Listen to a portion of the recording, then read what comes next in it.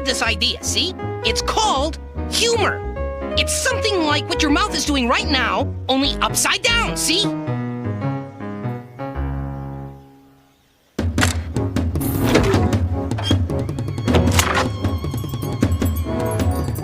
The IGBB, Inertial Guidance B-Brain.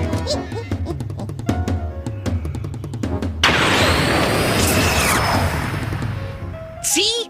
I call it being humorous. What do you think?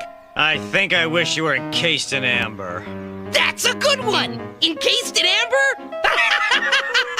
Now what are you doing? What is that noise coming out of your mouth? I don't know. I think it's what happens when something humorous happens. Think I'll name it. I don't know. How about barfing? And no one makes me barf like you do, Bill.